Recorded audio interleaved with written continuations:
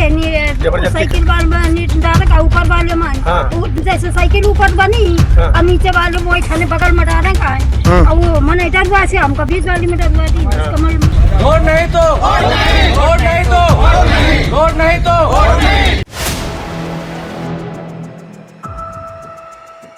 नमस्कार 4 PM में आप सभी का स्वागत है।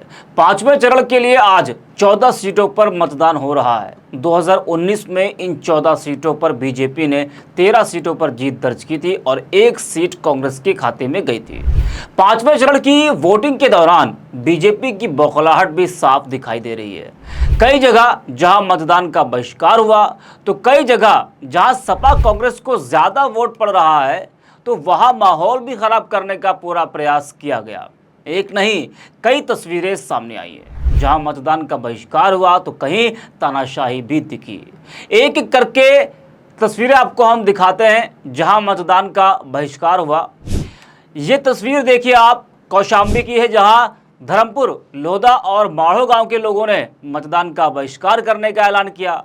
गांव में विकास कार्य नहीं होने से लोगों में भारी आक्रोश दिखा। प्रशासन लोगों को समझाने बुझाने का भी प्रयास करता रहा और गांव में मूलभूत सुविधाएं नहीं होने से लोगों में नाराजगी है। तो विकास के कार्य नहीं होने से लोगों में नाराजगी है, यही बाकी चरणों में भी देखने को मिला था। मेन मुद्दा लोगों का विकास, रोजगार, महंगाई, इन्हीं सब मुद्दों को देखते हुए जनता वोट कर रही है। लेकिन जब यही सब जनता को नहीं मिलेगा तो वोट क्या ही करेंगे वो लोग। लेकिन मतदान भी करना चाहिए। मतदान करने का अधिकार हम सबको है और अपने अपने मत का इस्तेमाल सभी को करना चाहिए।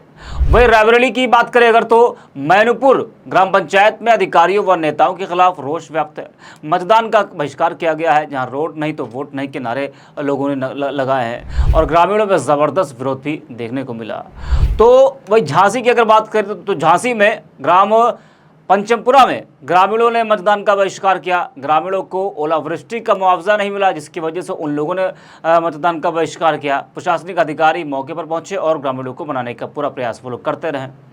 तो अब बढ़ते आगे बात करते हैं फतेहपुर की। तो फतेहपुर में भी तेलियानी गांव में मतदाताओं ने वोट का बहिष्कार किया है। पोलिंग बूथ में मतदाता कर्मी मतदाताओं का इंतजार करते रहे और सुबह से एक भी मतदाता नहीं पहुंची। जिस वक्त मैं ये खबर लिख रहा था तो उस वक्त जो अपडेट आई थी उस वक्त ये अपडेट आई थी कि जो है अभी तक कोई भी मतदाता नहीं पहुंचा था।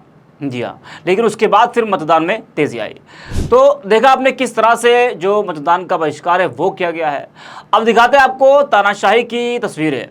ये बांदा की तस्वीर है जहां पोलिंग बूथ पर भाजपा का पोलिंग एजेंट मतदाताओं को भ्रमित करता हुआ दिखाई दिया।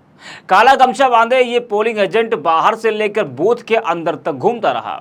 एक पोस्टर लेकर वोटरों को बताता कि कहां वोट डालना है। लाइन में खड़े वोटरों से लगातार बात भी कर रहा है। पुलिस और पैरामिलिट्री की आंखों के सामने ये सब होता रहा।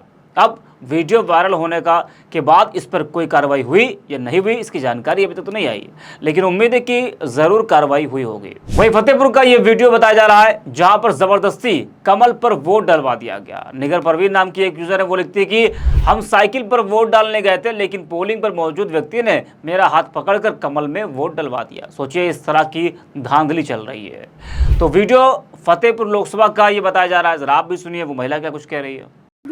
हाथ पकड़ के साइकिल वाले डाला ऊपर वाले में जैसे साइकिल ऊपर बनी और नीचे वाले वो खाने बगल में डाले का है और वो मन डरवा से हमको बीच वाली में डरवा दी कमल में। अच्छा हाँ, तो जबरदस्ती खबर ना मोटा अच्छा तो वो पकड़ के हमारा हाथ उसमें डरवा दिया। हम कहते कि हमारे नहीं जानते हैं तो तुमको ये कहना चाहिए कि जहाँ तुम्हारी मर्जी वो तहाँ डालिए।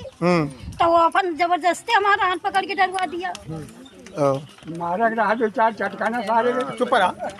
अब हम डाल दिए जबरदस्ती। अब फिर कहा था इसकी आपको देखिए किसमें डाला हो तुम। तो हम देखा तो कहा था कि वो मत देखता हूँ कमल आ गया। मशीन में कमल बन गया। हाँ, कमल बन गया मशीन में। कहा आपको देखिए किसमें डाला था। हम उसमें देखे तो कमल बन गया है।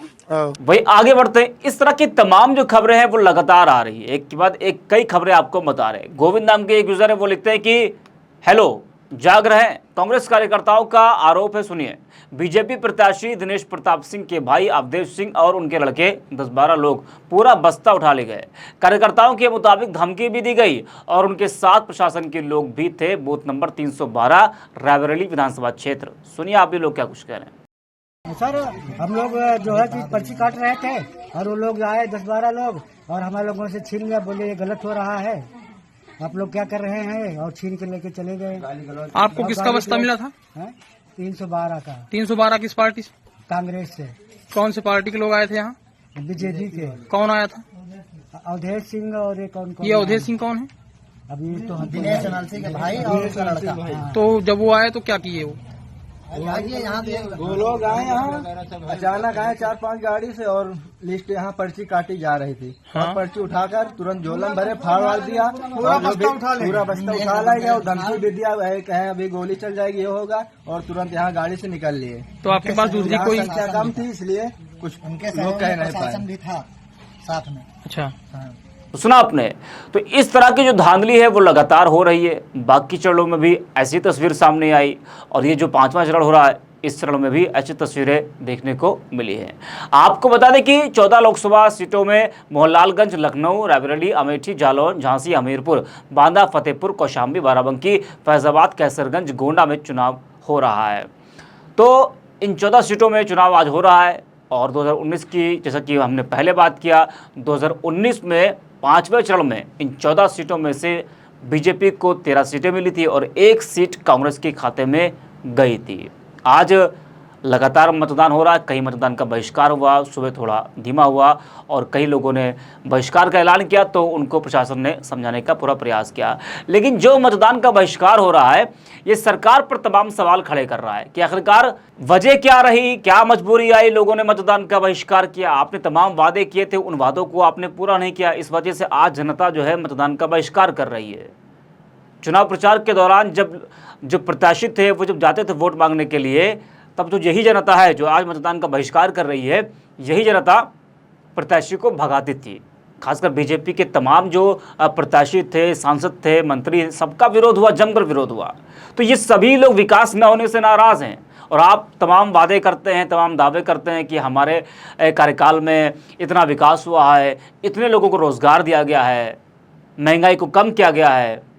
तो अगर आपने ये सब किया है काम तो आज मतदान का बहिष्कार क्यों कर रहे हैं? और खासकर विकास ना होने की वजह से लोग ज़्यादा नाराज़ हैं। कहीं सड़क नहीं है तो उसका बहिष्कार, कहीं जो है मुआवजा नहीं मिल रहा है तो उसका बहिष्कार, उसकी वजह से बहिष्कार किया गया है, तो कहीं पुल नहीं है तो उसकी वजह से बहिष्कार किया गया है। 7 साल उत्तर प्रदेश में हो गया बीजेपी सरकार का, 10 साल आपका केंद्र में हो गया, लेकिन विकास ना होने से आज भी जनता परेशान है, जनता नाराज़ है। कागज़ों पर तो आपका विकास दिखता है और मंचों से आप बड़ी बड़ी बातें जो बीजेपी के तमाम लोग हैं वो बोलते हैं, लेकिन हकीकत जब ज़मीन पर लोग आएंगे, जो ज़मीन पर उतर कर देखेंगे कि देश के हालात क्या हैं इस वक्त, जिन विकास की हम बात करते हैं वो विकास कितना ज़मीनी स्तर पर पहुंचा है, कितना हुआ है, वो चुनाव में मालूम पड़ जाता है। बाकी चरणों में देखा आपने, ये भी चरण में आपको दिखाई दे रहा है कि विकास ना होने की वजह से तमाम जगह लोगों में नाराज़गी है, लोग इसी वजह से मतदान का बहिष्कार कर रहे हैं। इस वीडियो में इतना ही। आप देखते रहिए 4PM।